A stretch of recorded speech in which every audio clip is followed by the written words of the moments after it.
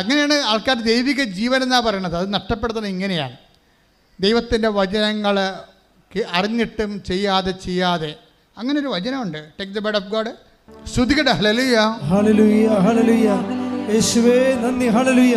78-ാം സങ്കീർത്തനം 10-ാം തിരുവചനം. സങ്കീർത്തനം 78:10. അവർ ദൈവത്തിന്റെ ഉടമ്പടിയെ ആദരിച്ചില്ല. പ്രൈസ് ദി ലോർഡ് എന്ന് പറഞ്ഞ അവർ ദൈവത്തിന്റെ ഉടമ്പടിയെ ആദരിച്ചില്ല. കാരണം പ്രശ്നം ഇവിടെ ഉടമ്പടി എടുത്താലും ചില ആൾക്കാർ എന്ത് ചെയ്യും? ഞാനിവിടെ ഇന്നലേക്ക് 990 ഉടമ്പടിയൊക്കെ നടന്നത് ഇന്നലെ. 900 ഉടമ്പടി നടന്നു ഇന്നലെ. അപ്പോൾ ഇതെല്ലാം ഞാനിവിടെ കാണുന്നുണ്ട്. ആൾക്കാരിങ്ങനെ ഉത്സവത്തിന് വന്ന പോലെ വെട്ടിയാർത്ത് കയറി ഉടമ്പടിയൊക്കെ ചെയ്തുകൊണ്ട് പോകുന്നുണ്ട്. അപ്പോൾ ഞാനൊരു ദൈവമേ, അതായത് ചിലർ മാത്രം അതിൻ്റെ അകത്ത് പ്രാർത്ഥിച്ച് അവർ ചെയ്യുന്ന കാര്യങ്ങളെക്കുറിച്ച് വളരെ ആലോചന ചെയ്ത് ദൈവത്തോടൊരു ബൈലാറ്ററൽ എഗ്രിമെൻ്റ് ആണെന്നുള്ള ബോധ്യത്തിൽ നിശബ്ദതയിൽ ആന്തരിക ആധ്യാത്മിക ചൈതന്യത്തോടുകൂടി ചെയ്യും. ചിലർ അങ്ങനെ ഈ ഒന്നിൻ്റെ കൂടെ ഇങ്ങനെ പോരുമല്ലോ. ഇപ്പം ഞാൻ സെമിനാരി പഠിക്കുന്ന കാലത്ത് എൻ്റെ ഒരു ഹോബിയായിരുന്നു നല്ല ജൂൺ ജൂലൈ മാസത്തിൽ ഭയങ്കര മൺസൂൺ കാലവർഷമല്ലേ. അപ്പോൾ ഫ്രീ ടൈം കിട്ടുമ്പോൾ ഞാൻ ആലുവ ഞങ്ങളുടെ കുന്നിൻ്റെ താഴെ പോയി നിൽക്കും. പെരിയാർ അരിയിൽ കൂടി ഒഴുകുകയാണ്. അപ്പോൾ ഈ വലിയ മരങ്ങളൊക്കെ ഇങ്ങനെ ഒഴുകിപ്പോവും. ഒഴുക്കിൻ്റെ കൂടെ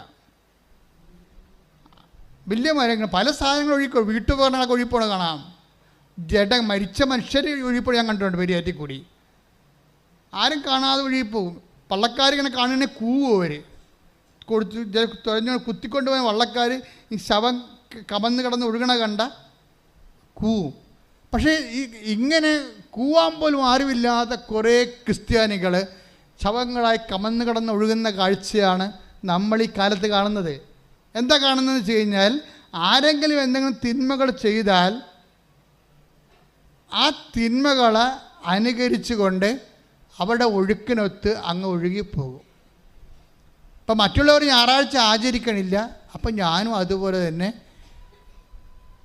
ഞായറാഴ്ച ആചരിക്കാതെ ഞാനും അങ്ങനെ ജീവിച്ച് കഴിയുമ്പോൾ എന്ത് പറ്റും? ദൈവിക ജീവൻ കുറഞ്ഞ് അവസാനം ആൽബിനെ പോലെ മുറിയടച്ചിട്ട് 6 കൊല്ലമല്ലേ ദൈവത്തെ മറന്ന് ജീവിച്ചത്. പക്ഷേ അമ്മയാണ് ഒരു പിടിവള്ളി എന്ന് പറയുന്നത്. പണ്ട് അമ്മയുമായിട്ട് അവനൊരു റിലേഷൻ ഉണ്ടായി. അമ്മ അത് മറന്നിട്ടില്ല. ഇത് വല്ലാത്തൊരു സംഭവമായിപ്പോയി. ഞാൻ ആ സാക്ഷി എടുക്കാൻ കാര്യം അതാണ്. ആ ഒറ്റ അക്കൗണ്ടിൽ മാത്രം, പഴയ ഒരു സേവിങ് അക്കൗണ്ടിൽ കുറച്ച് തുക കിടപ്പുണ്ട് അമ്മയുടെ പേരിൽ.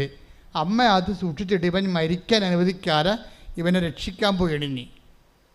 അതാണ് അമ്മയെന്ന് പറയണത്. ചില പിതാക്കന്മാർ ഞങ്ങളുടെ പിതാവിനെ വിളിച്ച് ചോദിക്കും, what is happening in Kripasanam? The promoting Mary as a God, isn't it? You are not seeing it എന്നൊക്കെ ചോദിക്കും. എന്ന് വെച്ച് കഴിഞ്ഞാൽ ഇവിടെ മാതാവിനെ ദൈവമായിട്ട് ആരാധിക്കണമെന്ന് ആരാണ്ടൊക്കെ ചെന്ന് പറഞ്ഞിട്ട് വിളിച്ച് ചോദിച്ചുകൊണ്ടിരിക്കുകയാണ്. മാതാവിന് ദൈവമായിട്ട് അറിയാം. ദൈവത്തെങ്കിലേക്ക് ഒരു വഴിയായിട്ട്, ഒരു വിളക്കായിട്ട് അമ്മ മാതാവിനെ കണ്ണ് കാണാത്തവന്, മുമ്പിൽ വഴിയില്ലാത്തവന്, ഇരുട്ട് മാത്രം അവകാശമായവന് കൊളുത്തി കൊടുത്തിട്ട് കൂടെ നടക്കുന്ന പരിപാടിയാണ് ഉടമ്പടി. ശ്രുതിക്കട്ടെ. ഹല്ലേലൂയ, ഹല്ലേലൂയ, ഹല്ലേലൂയ, ഹല്ലേലൂയ. പിതാവിലേക്ക് ഞങ്ങളെ അടുപ്പിക്കുന്ന ഉടമ്പടി എന്ന വലിയ പ്രാർത്ഥനയ്ക്ക് നന്ദി പറയുന്നു. അങ്ങനെ ആൽബിൻ 1-2 പ്രാവശ്യം കൃപാസനത്തിൽ വന്ന് ഉടമ്പടി എടുക്കാൻ പറ്റത്തില്ലെന്ന് പുള്ളിക്ക് അറിയാം. ഇത്തിരി കട്ടിയുള്ള പരിപാടിയാണെന്ന് പുള്ളി പരിചയമില്ലല്ലോ. അപ്പോൾ ഇത്തിരി കട്ടിയുള്ള പരിപാടിയാണെങ്കിലും ഉടമ്പടി എടുക്കാൻ അല്ലെങ്കിലും ഇവിടെ വന്നപ്പോൾ ഒരു സംഭവം ഉണ്ടായി. അത് ഞാൻ മുമ്പ് പറഞ്ഞിട്ടില്ലേ, ഇതിൻ്റെ പിന്നിലെല്ലാം അമ്മയുടെ ഒരു ആദ്യം ദൈവം നമ്മളെ അനുഗമിക്കണം ചെയ്യണമെന്ന് ഞാൻ പറഞ്ഞില്ലേ, അതാണ് ശരിയാണ്. പിന്നെ നമ്മൾ ദൈവത്തെ അനുഗമിക്കും. ആദ്യകാലങ്ങളെല്ലാം ഇപ്പം അമ്മ ഇവിടെ വന്നു കഴിഞ്ഞപ്പോൾ മാതാവിനെ കാണാൻ വേണ്ടി ഇവനോട് അടുത്ത് വരാൻ പറഞ്ഞ്. ആരും പറഞ്ഞില്ല, അവൻ്റെ മനസ്സിൽ തന്നെ അവൻ്റെ അന്തരംഗം എനിക്ക് അമ്മയെ അടുത്ത് പോയി കാണണം, അമ്മയെ അടുത്ത് പോയി കാണണമെന്ന് മനസ്സിൽ തോന്നുകയും ഒരു തണുത്ത കാറ്റും സുഗന്ധവും ഒരുമിച്ചടിച്ചപ്പോൾ വീണ്ടും അന്തരംഗം പറഞ്ഞു, നീ അടുത്ത് വരരുത്, നീ പോയി കുമ്പസാരിച്ചിട്ട് വരാൻ പറയും. അവൻ തിരിച്ചു പോകും. അതെല്ലാം അമ്മ ഇവനെ നയിക്കുന്ന വഴികളാണ്. നീ അടുത്ത് വരരുത്, അടുത്ത് വരാൻ പറഞ്ഞാൽ ഞാൻ തന്നെയാണ്. പക്ഷെ അടുത്ത് വരണതിന് മുമ്പ് എന്താണ്, വർഷങ്ങളായി നീ അവിശുദ്ധിയിലാണ് ജീവിക്കണത്. അവൻ്റെ അവിശുദ്ധിയൊന്നുമില്ല, അവൻ ആരെയും കൊല്ലാൻ പോയില്ല. അവൻ്റെ ആത്മാവിന് അവൻ തന്നെ കൊന്ന കേസാണ്. നമ്മൾ പറഞ്ഞില്ല ഞാൻ ആരെയും കൊന്നിട്ടില്ലെന്ന്. ഞാൻ എൻ്റെ ഒരു ബന്ധുവിനെ അവസാന നിമിഷങ്ങൾ കാണാൻ പറ്റുന്നപ്പോഴും പറഞ്ഞതാണ് ഞാൻ ആരെയും കൊന്നിട്ടില്ലെന്ന് പറഞ്ഞു. ശരിയാണ്, എല്ലാവരും അങ്ങനെ പറയും. പക്ഷെ നമ്മൾ നമ്മളെ തന്നെ കൊന്നിട്ടുണ്ട്, നമ്മളിലുള്ള ദൈവിക ജീവനെ കൊന്നിട്ടുണ്ട്. അതുകൊണ്ടാണ് ആദ്യം നമ്മൾ കൊന്നത് നമ്മുടെ വിശ്വാസത്തെയാണ്. നീ ഇന്നും അനുതാപമില്ലാതെ തന്നെയാണ് നിനക്കങ്ങനെ ഒരു മാനസിക അവസ്ഥ ഉണ്ടെങ്കിൽ നീ കൊന്നിരിക്കുന്നത് നിൻ്റെ വിശ്വാസത്തെയാണ്. എന്താ കാര്യം? വിശ്വാസവും അനുതാപവും ഏതാണ്ട് ഒരേ വാക്കുകൾ തന്നെയാണ്. അനുതാപം ഇല്ലെങ്കിൽ അതിൻ്റെ അർത്ഥം എന്താണ്? വിശ്വാസമില്ലെന്നാണ്. അനുതാപം ഉണ്ടെങ്കിൽ അതിൻ്റെ അർത്ഥം എന്താണ്? വിശ്വാസം ഉണ്ടെന്നാണ്. കർത്താവിൻ്റെ പ്രവർത്തനങ്ങൾ തുടങ്ങേണ്ടത് അങ്ങനെയാണ്. ഈശോ ആദ്യമായിട്ടും ഭൂമിയിൽ തൻ്റെ പ്രവർത്തനങ്ങൾ തുടങ്ങുന്നത് ഈ പ്രെമിസിൽ വെച്ചാണ്. എന്താണ്? അനുതപിക്കുക. പറഞ്ഞേ, സുവിശേഷത്തിലെ വിശ്വസിക്കുക. മർക്കോസ് 1:15 എടുത്ത് ശ്രദ്ധിക്കട്ടെ. ഹല്ലേലൂയ, ഹല്ലേലൂയ, ഹല്ലേലൂയ. യേശുവേ നന്ദി. ഹല്ലേലൂയ, ഹല്ലേലൂയ, ഹല്ലേലൂയ, ഹല്ലേലൂയ, ഹല്ലേലൂയ, ഹല്ലേലൂയ. മർക്കോസ് 1:15. അവൻ പറഞ്ഞു, സമയം പൂർത്തിയായി, ദൈവരാജ്യം സമീപിച്ചിരിക്കുന്നു, അനുതപിച്ച് സുവിശേഷത്തിൽ വിശ്വസിക്കുവിൻ. 14 വായിച്ചേ. മർക്കോസ് 1:14. യോഹന്നാൻ ബന്ധനസ്ഥനായപ്പോൾ യേശു ദൈവത്തിന്റെ സുവിശേഷം പ്രസംഗിച്ചുകൊണ്ട് ഗലീലയിലേക്ക് വന്നു. അപ്പൊ യേശു രംഗപ്രവേശനം ചെയ്യുന്നതിൻ്റെ സൂചനയാണ് അനുതാപം. നിന്റെ ജീവിതത്തിലെ യേശു പ്രവർത്തനം ആരംഭിക്കാൻ പോകുന്നത് എങ്ങനെ മനസ്സിലാക്കാൻ പറ്റും? ദൈവപൈതലെ, അനുതാപം ഉണ്ടെങ്കിൽ അതോടുകൂടി നിങ്ങൾക്ക് മനസ്സിലാക്കാം നിങ്ങൾക്ക് വിശ്വാസം വന്നു കഴിഞ്ഞുവെന്ന്. സുവിശേഷത്തിൽ യേശു പ്രവർത്തനം ആരംഭിക്കുന്നത് മർക്കോസ് 1:14 വെച്ചുകൊണ്ടാണ്. അവൻ ഗലീലയിലേക്ക് വന്നു. എന്താ പറഞ്ഞത്? അനുതപിക്കുക, സുവിശേഷത്തിൽ വിശ്വസിക്കുക. അപ്പോഴും വിശ്വാസവും അനുതാപവും ഒരേ വാക്കാണ്. നിന്നിൽ വിശ്വാസം ജനിക്കാൻ വേണ്ടി ദൈവം ചിലപ്പോൾ കുറച്ചൊന്ന് കാത്തിരിക്കും. വരട്ടെ എവിടം വരെ പോകുമെന്ന് നോക്കട്ടെ. ആദ്യത്തെ പരീക്ഷയ്ക്ക് തോറ്റു, രണ്ടാമത്തെ സെൻട്രൽ ഗവൺമെൻറ് പരീക്ഷയ്ക്ക് തോറ്റു. അപ്പോഴും നിന്നെ തോക്കാൻ ദൈവം അനുവദിക്കും. എന്താ കാര്യം? നീ നിന്നിൽ തന്നെ ആശ്രയിച്ചിരിക്കുകയല്ലേ. നിന്നെ ആശ്രയിക്കുന്ന വിധത്തിൽ വെച്ച് ദൈവം തോക്കാൻ അനുവദിക്കും നിന്നെ. കാര്യം എന്താണ്? നീ തന്നെയാണല്ലോ നിൻ്റെ ശവക്കുഴി തോണ്ടിക്കൊണ്ടിരിക്കണത്. അപ്പം നിനക്ക് അനുതാപം ഉണ്ടാകാൻ വേണ്ടിയാണ് തകർച്ച ദൈവം അനുവദിക്കണത്. അത് ദൈവത്തിൻ്റെ കരുണയുടെ ഭാഗമായിട്ടും വരാം. റോമ 2:4 എടുത്തേ. ശ്രദ്ധിക്കട്ടെ. ഹല്ലേലൂയ, ഹല്ലേലൂയ, ഹല്ലേലൂയ. റോമ 2:4. അവിടുത്തെ നിസ്സീമമായ കരുണയും സഹിഷ്ണുതയും ക്ഷമയും നീ നിസ്സാരമാക്കുകയാണോ ചെയ്യുന്നത്?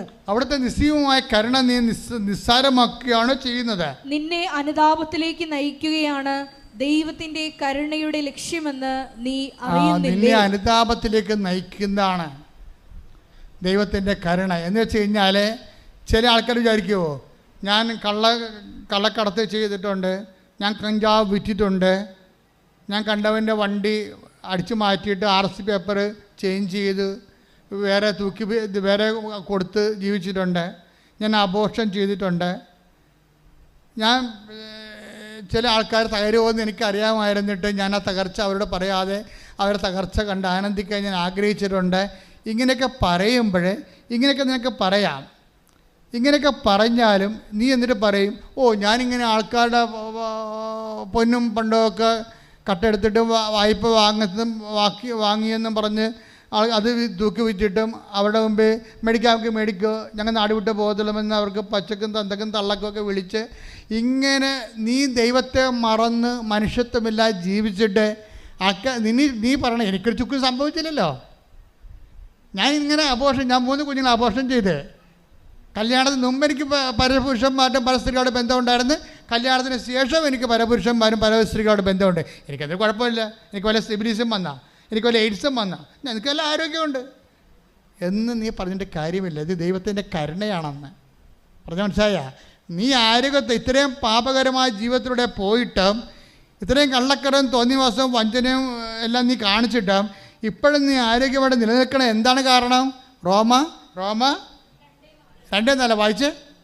നിന്നെ അനുതാപത്തിലേക്ക് നയിക്കുകയാണ് ദൈവത്തിന്റെ കരുണയുടെ ലക്ഷ്യമെന്ന് നീ അറിയുന്നില്ലേ? അതാണ്. എന്താ ഒന്ന് പറഞ്ഞേ?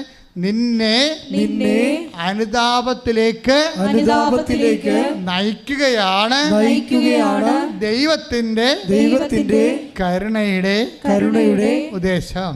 അപ്പൊ ഇത്രയും നാളെ നീ അബദ്ധങ്ങളെല്ലാം കാണിച്ചിട്ടും നിനക്ക് കുഴപ്പമൊന്നുമില്ല. പിന്നെ ദൈവം ഇങ്ങോട്ട് പോകുന്ന എൻ്റെ മൂക്കി കയറ്റി കളയും. പോയി പണി നോക്കടാ, പോയി തൂങ്ങണം എന്നൊക്കെ പറഞ്ഞുകൊണ്ട് നന്മയിലേക്ക് പോകുന്ന നമ്മളെയും തിന്മയിലേക്ക് കൊണ്ടുവരുവരെ.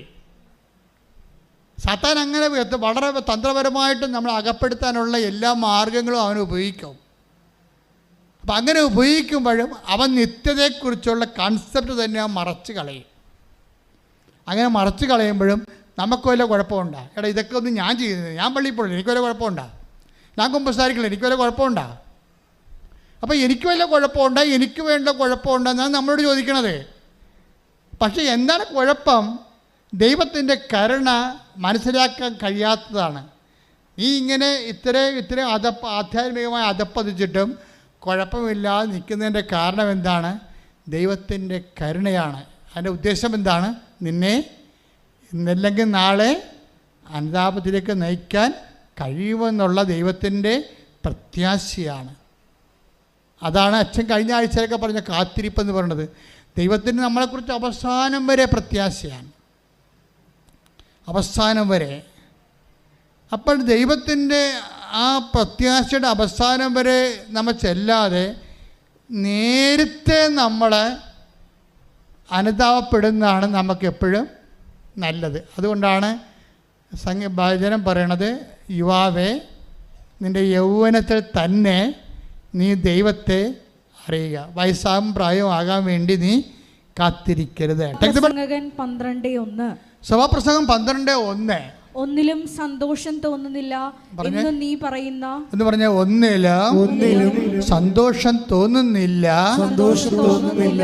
എന്ന് നീ പറയുന്ന ദുർദിനങ്ങളും വർഷങ്ങളും ആഗമിക്കും മുമ്പേ യൗവനകാലത്ത് സൃഷ്ടാവിനെ സ്മരിക്കുക. ഒന്നിലും സന്തോഷം തോന്നുന്നില്ല എന്ന് പറയുന്ന ഒരു കാലമുണ്ട്. ഐസ്ക്രീമിന് അലുവായിലും ഒന്നും സന്തോഷം തോന്നാത്തൊരു കാലം വരും. ഇപ്പം തന്നെ വന്നു തുടങ്ങിയെന്ന് തോന്നണല്ലേ? ഐസ്ക്രീം അലുവയല്ല, ദൈവ അനുഭവം ഉണ്ടായാൽ പോലും സന്തോഷം വരത്തില്ല. അതാ സംഭവം. ആത്മാവിൻ്റെ വാർദ്ധക്യമാണിത്. ആത്മാവിൻ്റെ വാർദ്ധക്യം, ശരീരവാർദ്ധക്യത്തെക്കാൾ ഗതികെട്ടാണ് ആത്മാവിൻ്റെ വാർദ്ധക്യം. ആത്മാവിൻ്റെ വാർദ്ധക്യം പ്രാപിച്ചാൽ നിനക്ക് ചിലപ്പോൾ ശാരീരികമായിട്ട് 35 വയസ്സേ ഉള്ളൂ, പക്ഷേ നിൻ്റെ ആത്മാവ് വാർദ്ധക്യം പ്രാപിച്ചിരിക്കുകയാണ്. എന്താണ്? തൻ്റെ അബോർഷനും കഴിഞ്ഞ് ഒരു ഡൈവേഴ്സും കഴിഞ്ഞ് തിരിച്ചു വരാമെന്ന് അവൻ പറഞ്ഞിട്ടും അവൾ പറഞ്ഞിട്ടും നീ കൂട്ടാക്കില്ല. എന്താ കാര്യം? അവൻ തിരിച്ചു വന്ന സ്റ്റെപ്പിനെയോ ഔട്ട് പോസ്റ്റോ നിനക്കുണ്ടെങ്കിൽ ആ കമ്പനി അടിക്കാൻ പറ്റത്തില്ല. അതുകൊണ്ട് നിനക്ക് ജോലിക്ക് മാത്രം ഉടമ്പടിക്ക് എഴുതിയിരിക്കുകയാണ്. ഭർത്താവ് തിരിച്ചു വരാൻ ഉദ്ദേശിക്കുന്നുണ്ട്, അവൻ വരണ്ട ഇപ്പോഴുള്ള ബന്ധങ്ങളൊക്കെ പോകും. അതാണ് പ്രശ്നം. ഉടമ്പടി ചെയ്തിരിക്കണത് നിങ്ങൾ തന്നെയാണ് കുലച്ചോറുണ്ടാക്കിയിരിക്കണേ. ഇതൊന്നും ഇങ്ങനെ കണ്ണടത്തൊന്നും ഇരുട്ടാക്കി അങ്ങനെ പെട്ടെന്ന് ഇരുട്ടാകത്തില്ല. മറിയാതെ കൊടിയിട്ടിട്ട് കാര്യമില്ല. നിങ്ങൾ ഇപ്പോൾ ഒരു ഉടമ്പടിയിൽ നിങ്ങൾ വെച്ചിരിക്കണത് വിദേശ ജോലിയാണ് വെച്ചിരിക്കണത്. അപ്പോൾ കർത്താവ് ചോദിക്കും, ഭർത്താവുണ്ടല്ലോ, ഭാര്യ ഉണ്ടല്ലോ, അവരോട് പിരിഞ്ഞു നിൽക്കാമല്ലേ, അവൻ തിരിച്ചു വരാമെന്ന് പറഞ്ഞിട്ടുണ്ടല്ലോ, അവൾ തിരിച്ചു വരാമെന്ന് പറഞ്ഞിട്ടുണ്ടല്ലോ, എന്നിട്ട് നീ എന്താ അതിനൊന്നും ഉടമ്പടി ഒന്നും അത് വേണ്ട, ജോലി മാത്രം മതിയെന്ന്.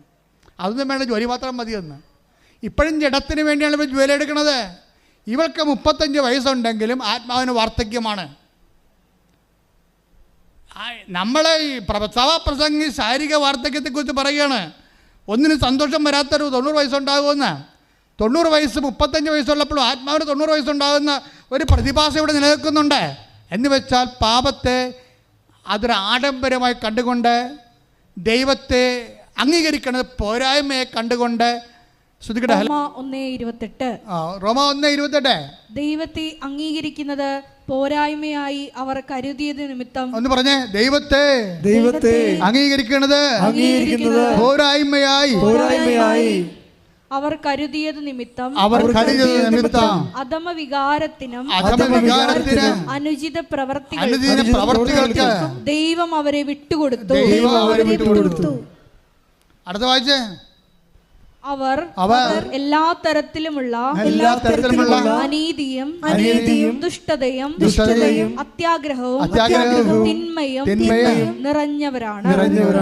അസൂയ, കൊലപാതകം, ഏഷണി, കലഹം, വഞ്ചന, പരദ്രോഹം എന്നിവയിൽ അവർ മുഴുകുന്നു. അവർ പരദൂഷകരും ദൈവനിന്ദകരും ധിക്കാരികളും ഗർവിഷ്ഠരും പൊങ്ങച്ചക്കാരും തിന്മകൾ ആസൂത്രണം ചെയ്യുന്നവരും മാതാപിതാക്കളെ അനുസരിക്കാത്തവരും ബുദ്ധിഹീനരും അവിശ്വസ്തരും ഹൃദയശൂന്യരും കരുണയില്ലാത്തവരും ആയിത്തീർന്നു. ഇത്തരം കൃത്യങ്ങൾ ചെയ്യുന്നവർ മരണാർഹരാണ് എന്ന ദൈവകൽപ്പന അറിഞ്ഞിരുന്നിട്ടും അവർ അവ ചെയ്യുന്നു. മാത്രമല്ല അങ്ങനെ ചെയ്യുന്നവരെ അംഗീകരിക്കുകയും ചെയ്യുന്നു. അങ്ങനെ ചെയ്യുന്നവരെ നിങ്ങൾ ചെയ്യുക മാത്രമല്ല, അത് ചെയ്യാതിരിക്കുക മാത്രമല്ല, അങ്ങനെ ചെയ്യുന്നവരെ അംഗീകരിക്കുകയും ചെയ്യുന്നു. കർത്താവ് പറഞ്ഞ വാക്ക്, ആകാശം മാറിപ്പോകും. കാലങ്ങൾ, ആകാശം എന്ന് പറയുന്നത് ടൈമാണ്. Time is the measurement of movements. ചലനങ്ങളുടെ ആകത്തുകയും ഏകകവുമാണ് സമയം. ആകാശം അത് മാറിപ്പോകും. സമയം മാറാം, കാലങ്ങൾ മാറാം. ബൈബിൾ എഴുതിയ കാലത്തല്ല ഇപ്പം നമ്മൾ ജീവിക്കണമെന്ന് പറഞ്ഞുകൊണ്ടാണ് ഈ അണ്ണന്മാർ ഈ സ്വർഗ്ഗ ഭോഗികൾ ആശ്രമിച്ചിരിക്കുന്നത്. ബൈബിളിൻ്റെ കാലമല്ല ഇത് വേറെ കാലമാണ് എന്ന് പറഞ്ഞുകൊണ്ടാണ് തിന്മയ്ക്ക് ആശീർവാദം കൊടുത്തിരിക്കുന്നത്. അങ്ങനെ അംഗീകരിക്കുന്നവരെ കുറിച്ചാണ് പറയണത്. അവർ ചെയ്യത്തില്ല, പക്ഷെ അങ്ങനെ ചെയ്യുന്നവരെ അംഗീകരിക്കുന്നു. അത് നിങ്ങളുടെ വിഷയത്തിൽ നിങ്ങളെ പകുതി മനുഷ്യർ, ഞാൻ ഈ ആൾക്കാരെ നിൽക്കുമ്പോൾ എനിക്ക് മനസ്സിലായൊരു സത്യം, പാപം ഡയറക്റ്റ് ചെയ്യുന്നവരെക്കാൾ പാപികളായുടെ എണ്ണം കൂടിയിരിക്കുന്നത് അംഗീകരിക്കുന്ന ആൾക്കാരിലാണ്. അവിടെ തിന്മ അംഗീകരിക്കുന്നു. ഇപ്പോൾ അബോർഷൻ ചെയ്യാൻ വേണ്ടി ഒരു ആവശ്യമില്ല.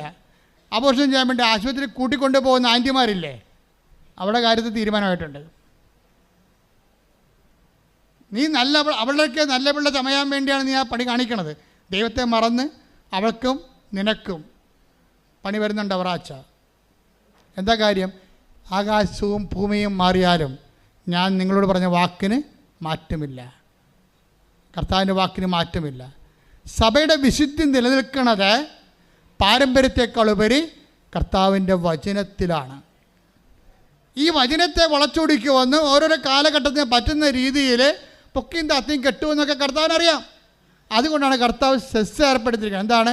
21:34 എന്താ വായിച്ചേ? മത്തായി 24:35 ആകാശവും ഭൂമിയും കടന്നു പോകും, എന്നാൽ ആകാശവും ഭൂമിയും കടന്നു പോകും, എന്നാൽ എന്റെ വചനങ്ങൾ കടന്നു പോവുകയില്ല. അപ്പൊ കർത്താവിന്റെ വാക്കിന് മാറ്റം ഉണ്ടാകത്തില്ല എന്നർത്ഥം. എൻ്റെ മക്കളെ, നമ്മുടെ വിശുദ്ധി എന്ന് പറയുന്നത് എന്താണ്? നമ്മുടെ വിശുദ്ധി എന്ന് പറയുന്നത് ഒരു അനുഷ്ഠാനക്രമം എന്നതിനേക്കാൾ ഉപരി വചനത്തോടുള്ള നമ്മളെ റെസ്പോൺസീവ് റിയാക്ഷനാണ് നമ്മുടെ വിശുദ്ധിയുടെ ആസ്പദങ്ങളെന്ന് പറയുന്നത്. അതാ കർത്താവ് പറഞ്ഞത്, ഞാൻ നിങ്ങളോട് പറഞ്ഞിട്ടുള്ള വചനം നിമിത്തം ഞാൻ നിങ്ങളോട് പറഞ്ഞിട്ടുള്ള വചനം നിമിത്തം നിങ്ങൾ വിശുദ്ധിയുള്ളവരായിരിക്കുന്നു. നമ്മൾ വിശുദ്ധീകരിക്കുന്ന അടിസ്ഥാന ഘടകം എന്താണ്? കർത്താവിൻ്റെ വചനമാണ്.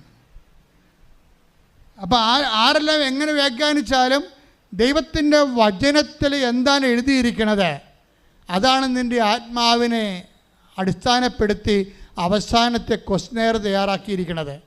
ഞാൻ രോഗിയായിരുന്നു, നിങ്ങളെന്നെ സന്ദർശിക്കുമെന്ന് പറഞ്ഞാൽ ആ രോഗിക്ക് രോഗി എന്നുള്ള അർത്ഥം മാത്രമേ ഉള്ളൂ. അത് വെച്ച് തന്നെയാണ് അന്ത്യവിധി വരാൻ പോണത്. ആ വചനം വെച്ച് തന്നെയാണ് അന്ത്യവിധി വരണത്. ഉടമ്പടി എന്തുകൊണ്ടാണ് ഇത്രയും നിന്ന് ജ്വലിക്കണത്? ഉടമ്പടി എന്താണ് എടുക്കുന്നവർ അവരുടെ ജീവിതം വീണ്ടെടുക്കണത്? അത് കർത്താവിൻ്റെ വചനത്തെ അടിസ്ഥാനപ്പെടുത്തിക്കൊണ്ട് കർത്താവിൻ്റെ വചനത്തിന് അനുപേക്ഷണീയമായിട്ട് ജീവിതം പുനഃക്രമീകരിച്ചുകൊണ്ട് വിശുദ്ധിയുടെ വസ്ത്രങ്ങളണിഞ്ഞ് കുഞ്ഞാടിൻ്റെ രക്തത്തിൽ തങ്ങളുടെ വസ്ത്രം കഴുകി വെളുപ്പിച്ച സഹനങ്ങളിലൂടെ കടന്നു പോന്നുകൊണ്ട് ക്രിസ്തുവിൻ്റെ നാമത്തിൽ സഹനം ഏറ്റെടുത്തുകൊണ്ട് സുവിശേഷത്തിൻ്റെ സാക്ഷ്യമായിക്കൊണ്ട് വിശുദ്ധന്മാരുടെ ഗണത്തിലേക്ക് ജനങ്ങൾ ഇങ്ങനെ അനുദിനം കൂടിക്കൂടി വരുന്ന കാഴ്ചയാണ് ഉടമ്പടി ജീവിത സാക്ഷ്യങ്ങളിലൂടെ കാണുന്നത്. കൈയടിച്ച് കർത്താവേ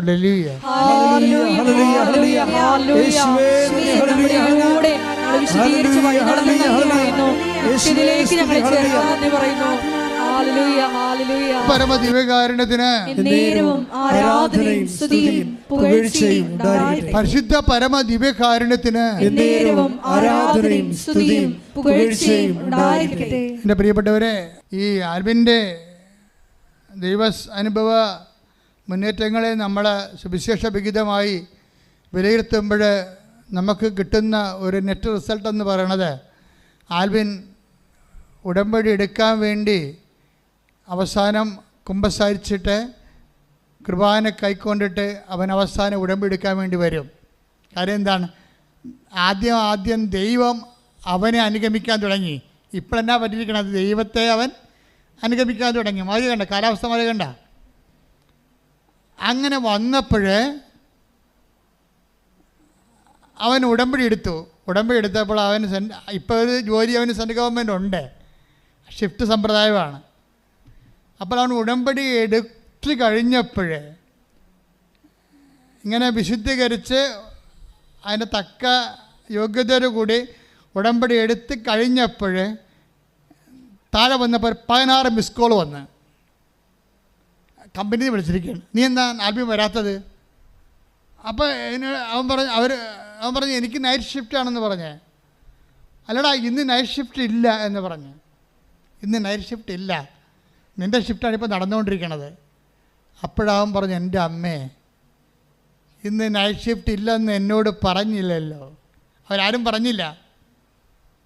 ഇന്ന് നൈറ്റ് ഷിഫ്റ്റ് ഇല്ല എന്ന് അവർ പലരോടും പറഞ്ഞാണ് ആൽബിനോട് പറയാൻ വേണ്ടി.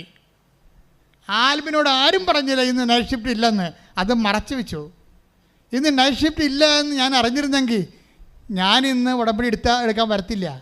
അപ്പോഴമ്മയാണ് മറച്ചു വെച്ചത്. ഞാൻ ഉടമ്പടി എടുക്കാനെന്ന്. ശ്രുതികട ഹല്ലേലൂയ.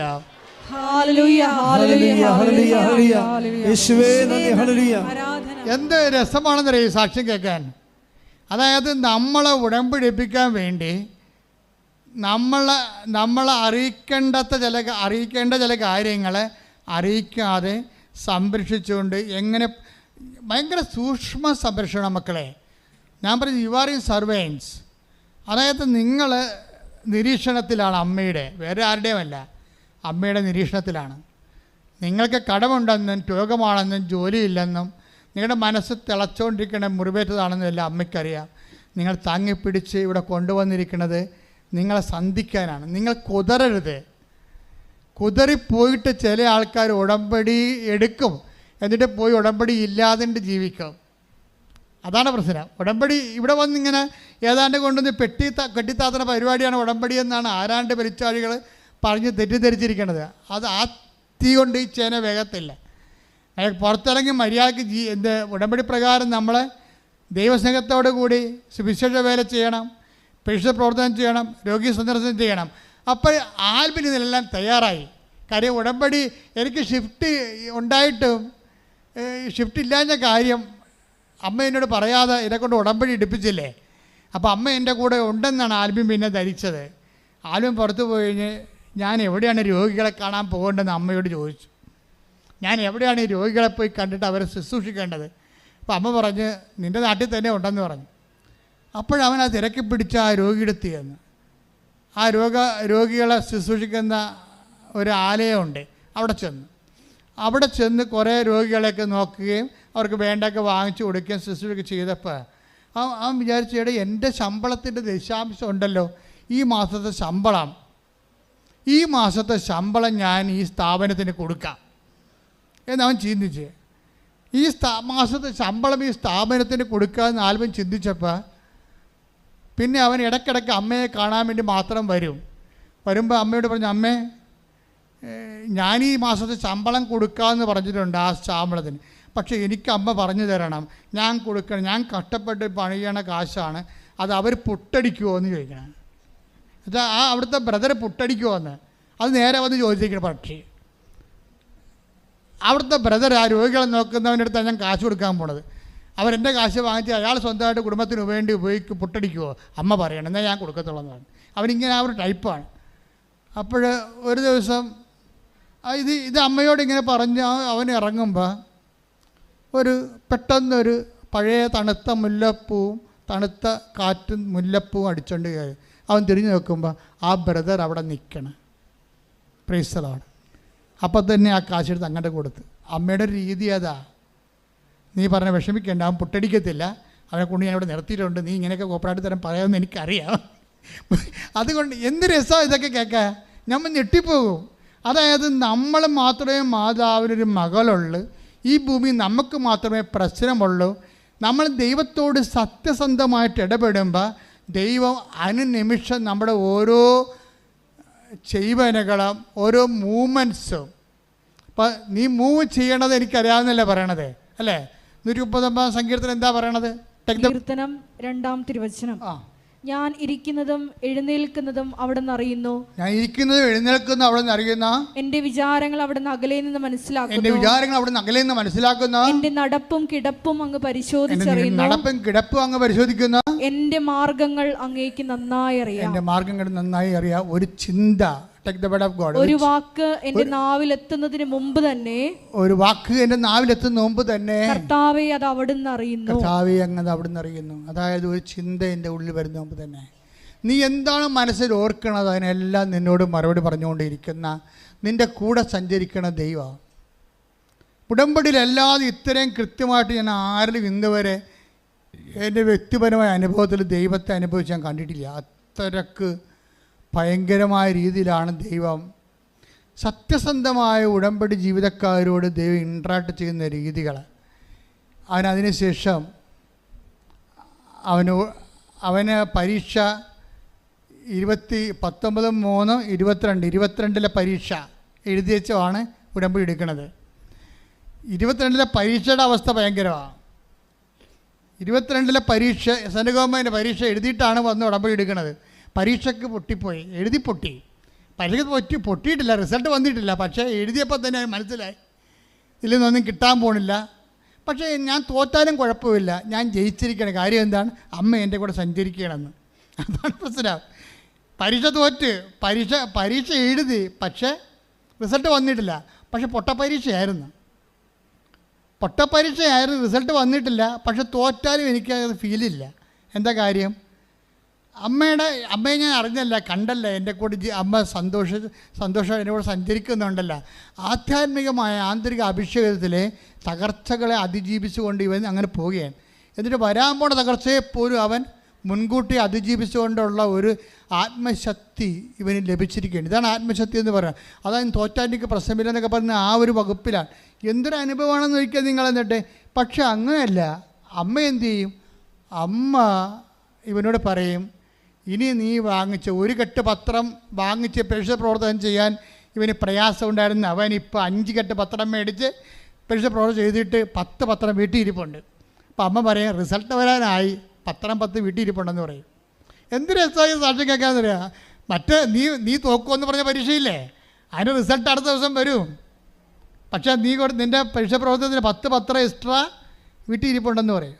ഉടനെ ഇവൻ പരവേശം എടുത്തിട്ട് ആ 10 പത്രം കൊണ്ടുപോയി എല്ലാവർക്കും കൊടുക്കണമല്ല, ഇപ്പം പത്രമായിട്ട് പുറത്തിറങ്ങുമ്പോഴുണ്ട് ഈ പരന്താർക്കണ പോലെ വന്ന ആൾക്കാർ പത്രം മേടിച്ചുകൊണ്ട് പോകും. അപ്പോൾ ഇതൊരു പുതിയ കാലമാണ്.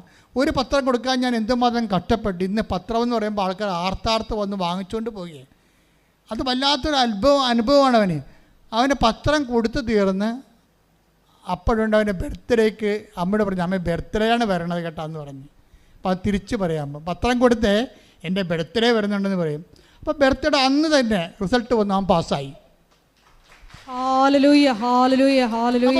ഞാൻ പറഞ്ഞത് ഒരാളിങ്ങനെ സഞ്ചരിക്കുന്ന വഴികൾ കണ്ടില്ലേ, പിന്നെ ഉടനെ ടെസ്റ്റിന് വിളിക്കും. ടെസ്റ്റിന് വിളിക്കുമ്പോൾ സർട്ടിഫിക്കറ്റ് വെരിഫിക്കേഷൻ ടെസ്റ്റിന് വിളിക്കും. പിന്നെ വേറെ ടെസ്റ്റൊക്കെ ഉണ്ടായിരുന്നു. ആ ടെസ്റ്റിന് മെഡിക്കലും ഓരോ കാര്യപരിപാടിയൊക്കെ ടെസ്റ്റൊക്കെ ഉണ്ടല്ലോ. ആ ടെസ്റ്റിന് അവൻ പറയണത് 1 മണിക്കൂറാണ് എനിക്ക് ടെസ്റ്റിനുള്ളത്, പക്ഷേ എനിക്ക് 1.5 മണിക്കൂർ ഉണ്ടായാലും ചെയ്യാൻ പറ്റത്തില്ല. പക്ഷേ 40 മിനിറ്റ് കൊണ്ട് ഞാനത് ചെയ്ത് മാറ്റി. അതായത് അവിടെയും ടൈം ഷോർട്ടണിങ് എന്നാണ് അവൻ പറയുന്നത്. ടൈം ഷോർട്ടണിങ് അവർ തന്നെ വ്യാഖ്യാനിക്കണം അവരുടെ ജീവിതാനുഭവങ്ങളെ. 1 മണിക്കൂർ കൊണ്ട് 1.5 മണിക്കൂർ കൊണ്ട് എഴുതേണ്ട പരീക്ഷ 1 മണിക്കൂറെ കൊടുത്തിട്ടുള്ളെങ്കിലും 40 മിനിറ്റ് കൊണ്ട് അമ്മ അത് ചിക്കാതെ എഴുതി തീർത്ത് കളഞ്ഞു. അതാണ് അതിൻ്റെ പറയും, ഇതാണ് ടൈം ഷോർട്ടണിങ് എന്ന് അമ്മ എനിക്ക് തന്ന ടൈം ഷോർട്ടണിങ് എന്ന് പറയും. അപ്പോൾ പിന്നീട് അവനെ സർട്ടിഫിക്കറ്റ് വെരിഫിക്കേഷന് വിളിക്കും. സർട്ടിഫിക്കറ്റ് വെരിഫിക്കേഷന് വേണ്ടി വിളിക്കുന്ന ആൾ ഹൈദരാബാദിൽ നിന്നൊരു ഹിന്ദിക്കാരത്തെ വിളിക്കും. ഇംഗ്ലീഷിൽ ഹിന്ദിയിൽ സംസാരിക്കും. നിനക്ക് 1-ാം തീയതി 2-ാം തീയതി സർട്ടിഫിക്കറ്റ് വെരിഫിക്കേഷൻ ആണെന്ന് പറയും. അപ്പോൾ ഉടനെ യെസ് മാഡം ഞാൻ റെഡി എന്നൊക്കെ പറഞ്ഞ് ഞാൻ ഓക്കെ ആണെന്നൊക്കെ പറയും. പക്ഷേ ഇവൻ പറയും, എൻ്റെ സർട്ടിഫിക്കറ്റ് വെരിഫിക്കേഷൻ ഈ ഹിന്ദിക്കാരത്തിനെ വരണമെങ്കിൽ എൻ്റെ കാര്യം കട്ടപ്പോയിരിക്കും. എനിക്ക് ഹിന്ദി അറിയാൻ പറ്റും, മണ്ണം കേട്ട് അറിയാൻ പറ്റില്ല. അമ്മേ എങ്ങനെയെങ്കിലും മലയാളി വെക്കാൻ പറ്റുമോ എന്ന് ചോദിക്കും. ഉടനെ രാത്രി ആകുമ്പോൾ ഒരു മലയാളി വിളിക്കും, ഞാനാണ് നിൻ്റെ സർട്ടിഫിക്കറ്റ് വെരിഫിക്കേഷൻ ചെയ്യണമെന്ന്. ശ്രുതിക്കട്ടെ ഹല്ലേലൂയ. നിങ്ങളെ ഒന്ന് ചിന്തിച്ച് നോക്കിക്കേ, ഇതെന്നാ പരിപാടിയാണ്. അവനെന്താ പറഞ്ഞത്, ഹിന്ദിക്കാരത്തിയോട് ഞാൻ സർട്ടിഫിക്കറ്റ് വെരിഫിക്കേഷൻ ചെയ്താൽ എനിക്ക് ഹിന്ദി അറിയാൻ പാടില്ല, പണി മേടിക്കും ഞാൻ. അതുകൊണ്ട് എനിക്ക് വേണ്ടി അമ്മ ഒരു മലയാളിയെ വെക്കണം. 2.5 മണിക്കൂറിനുള്ളിൽ അമ്മയോട് മാത്രമല്ല പറഞ്ഞത്, അവരോട് പറഞ്ഞതല്ല, ആ മലയാളി വിളിക്കുവേനെ ഉടനെ, ഞാനാണ് നിൻ്റെ സർട്ടിഫിക്കറ്റ് വെരിഫിക്കേഷൻ ചെയ്യണമെന്ന്. ആ സർട്ടിഫിക്കറ്റ് വെരിഫിക്കേഷൻ കഴിഞ്ഞപ്പോൾ ഇവന് അടുത്ത പ്രശ്നം വരാൻ പോണത്, ഇവന് മെഡിക്കൽ സർട്ടിഫിക്കറ്റ് വേണം. അതിൻ്റെ കയ്യിരിക്കണത് ഒരു ജൂനിയർ സർജൻ്റെതാണ്. അത് പറ്റത്തില്ല, റിജക്റ്റാണെന്ന് പറയും. അത് സീനിയർ സർജൻ്റെ വേണമെന്ന് പറയും.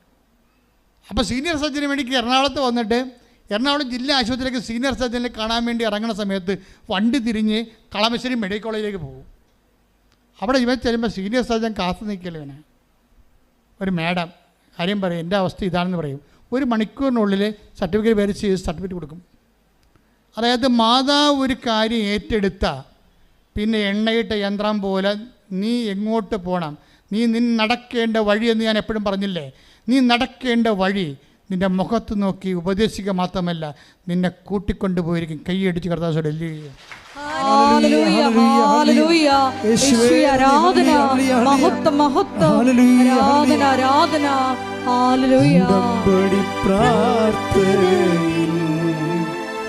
അമ്മ ഉടനടി പരിഹാരമേകും ഉടമ്പടി പ്രാർത്ഥനയിൽ അമ്മ ഉടനടി പരിഹാരമേകും അവൻ പറയുന്നത് ചെയ്തിടുവിൻ ജീവിതം ധന്യമായി തീർന്നിടും. ആൽബിൻ്റെ സാക്ഷ്യം കേട്ടപ്പോൾ ഇന്നലെ പറഞ്ഞ സാക്ഷ്യമാണ്. തകർന്നരിപ്പണമായി തോറ്റ് തുന്നമ്പാടി ഒരു സൈക്കോളജിസ്റ്റിനെ തിരക്കിയ മനുഷ്യൻ, ഒരു മാനസിക ചികിത്സാ വിദഗ്ധനെ തിരക്കിയ ആളെ അമ്മ അവിടുന്ന് പൊക്കിയെടുത്ത് കൊണ്ടുവന്ന് കേന്ദ്ര ഗവൺമെൻറ് ഉദ്യോഗസ്ഥനാക്കുന്ന ഒരു വഴിയില്ലേ, ആ വഴിയാണ് ഉടമ്പടി എന്ന് പറയണത്. എഴുന്നേൽക്കുക, എല്ലാവരും എഴുന്നേൽക്കട്ടെ. ശ്രുതിക്കട്ടെ ഹല്ലേലൂയ. ഹല്ലേലൂയ ഹല്ലേലൂയ ഹല്ലേലൂയ. ആരാധന ആരാധന. വലിയ വചന വെളിപാടുകൾക്ക് നന്ദി പറയുന്നു. ഹല്ലേലൂയ ഹല്ലേലൂയ. യേശുവേ ആരാധന. ഹല്ലേലൂയ. എൻ്റെ മക്കളെ കൈകൾ രണ്ടും വിടർത്തി വെക്കുക. കർത്താവിൻ്റെ വിശുദ്ധ രക്തം കൈകളിലേക്ക് തളിക്കാൻ വേണ്ടി പ്രാർത്ഥിക്കുന്നു. അച്ഛൻ നിങ്ങൾ സ്തുതിച്ചുകൊണ്ടിരിക്കട്ടെ. കർത്താവേ, നിന്റെ വിശുദ്ധമായ രക്തം അങ്ങനെ മക്കളുടെ കൈകളിലേക്ക് തളിക്കണമേ. ഓൺലൈനിൽ പ്രാർത്ഥിക്കുന്നവരോ തീർത്ഥാടനത്തിൽ പ്രാർത്ഥിക്കുന്നവരുടെ മേലെ കർത്താവിൻ്റെ രക്തം പടരട്ടെ എന്ന് പ്രാർത്ഥിക്കുന്ന കൈകളെ വിശുദ്ധീകരിക്കണമേ കർത്താവേ.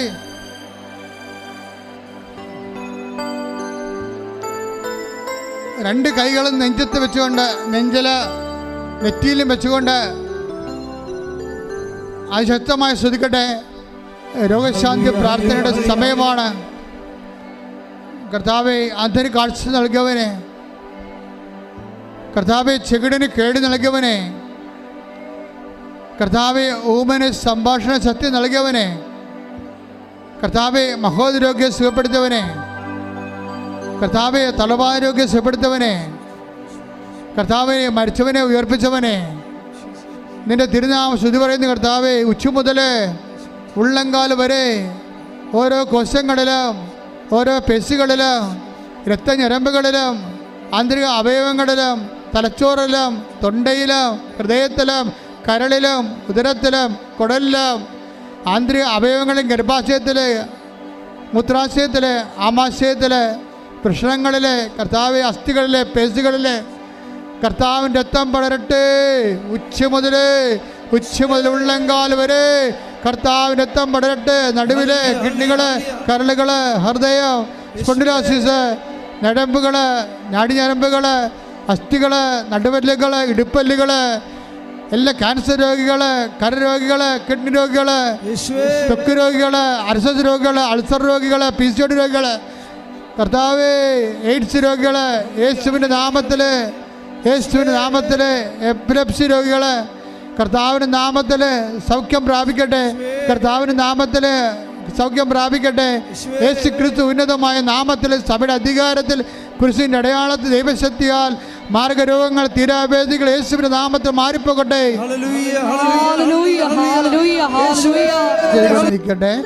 ജോലിയില്ലാത്തവര്, വീടില്ലാത്തവര്, കുടുംബ തകർച്ച വന്നവർ പോയവര്, തൊഴിൽ തകർച്ച വന്നു പോയവര്, വരുമാനമില്ലാത്തവർ വരെ, മുട്ടിയവര്, കുടുംബ ബന്ധങ്ങൾ അകന്ന് ജീവിക്കുന്നവർ, അങ്ങനെ വ്യത്യസ്തങ്ങളായ വിഷമത അനുഭവിക്കുന്നവർക്ക് വേണ്ടി പ്രാർത്ഥിക്കുന്ന സമയമാണ്. ശ്രുതികട്ടെ കർത്താവേ, ശ്രുതികട്ടെ. കർത്താവിൻ്റെ ഉന്നതമായ നാമത്തിന് സ്വന്തം ചെയ്യുന്ന കർത്താവേ, കർത്താവിൻ്റെ വിശുദ്ധ പൗരോഹിത്യത്തെ മഹത്വപ്പെടുത്തുന്ന കർത്താവേ, കർത്താവ് സഭയിലുള്ള സാന്നിധ്യം പ്രകടമാക്കണമേ കർത്താവേ. ജോലിയില്ലാത്തവർ സമർപ്പിച്ച് പ്രാർത്ഥിക്കുന്ന കർത്താവേ, വീടില്ലാത്തവർ സമർപ്പിച്ച് പ്രാർത്ഥിക്കുന്ന കർത്താവേ, മക്കൾ അകലങ്ങളിലുള്ളവർ വിദേശത്ത് പോകാൻ വേണ്ടി പ്രാർത്ഥിക്കുന്നുണ്ട് കർത്താവേ, അവിടെ ജോലിയില്ലാതെ വിഷമിക്കുന്നുണ്ട് കർത്താവേ, പാർട്ട്-ടൈം ജോലി കിട്ടാത്തവരുണ്ട് കർത്താവേ, അവിടെ അഡ്മിഷൻ ഇപ്പോൾ വെക്കാത്തവരുണ്ട് കർത്താവേ, ഈശോ കർത്താവ് ബാങ്ക് ലോൺ പാസ്സാകാത്തതുണ്ട് കർത്താവേ, വീട്, മറ്റു തരത്തിലുള്ള നാട്ടിലുള്ള ജോലികൾ, സംസ്ഥാന ജോലികൾ, PSC ജോലികൾ, UPSC ജോലികൾ, കർത്താവെ ഓരോരോ ജോലികൾക്ക് വേണ്ടി, സ്വകാര്യ ജോലികൾക്ക് വേണ്ടി ഒക്കെ അന്വേഷിക്കുന്നവർ, ആശ്രയിക്കുന്നവർ, പഠിച്ചിട്ടുള്ളവർ, അതിനുവേണ്ടി കാത്തിരിക്കുന്നവർ, പരീക്ഷ കഴിഞ്ഞവർ, ഇൻ്റർവ്യൂ, ടെസ്റ്റ്, അതുപോലെ തന്നെ പലതരത്തിലുള്ള വിസ ലഭിക്കാത്തവർ, PR കിട്ടാത്തവർ, ഗ്രീൻ കാർഡ് കിട്ടാത്തവർ, ഈശോ ഇങ്ങനെ ഓരോരോ വിഷമങ്ങൾക്ക് വേണ്ടി പ്രത്യേകം പ്രാർത്ഥിക്കുന്നവർ, ഈ ആഴ്ചയിൽ ഈ മാസത്തിൽ ഇൻ്റർവ്യൂ ഉള്ളവർ, ടെസ്റ്റ് ഉള്ളവർ, യാത്ര ഉള്ളവർ, അവരെല്ലാവരും സഹിച്ച് പ്രാർത്ഥിക്കുന്ന യേശുക്രിസ്തു ഉന്നതമായ നാമത്തിൽ സഭയുടെ അധികാരത്തെ കുരിശിൻ്റെ അടയാളത്തിൽ ജീവിത ദുരിതങ്ങൾ, തടസ്സങ്ങൾ മാറിപ്പോകട്ടെ എന്ന് പ്രാർത്ഥിക്കുന്ന എല്ലാ ജീവിത ദുരിതങ്ങളെ ഏറ്റെടുത്തുകൊണ്ട് നാമം ഈ ആരാധനയിലും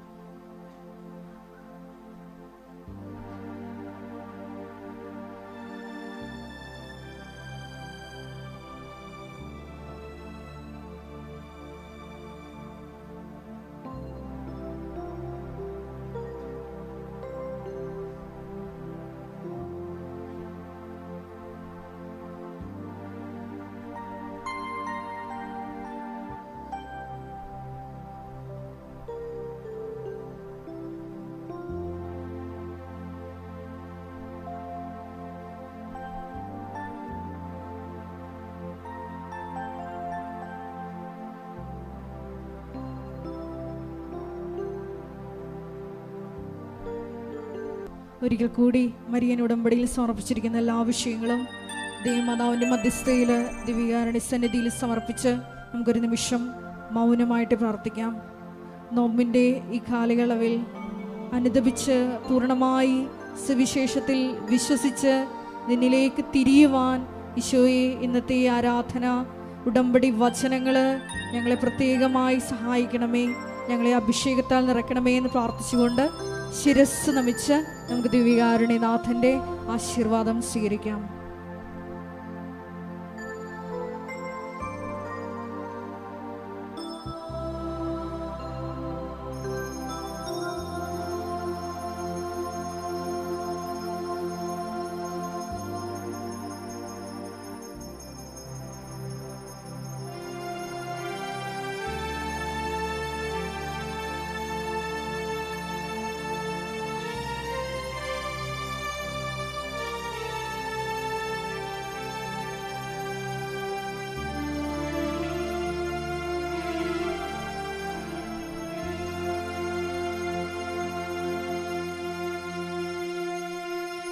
പരിശുദ്ധ പരമമാ ദിവ്യകാരുണ്യമേ,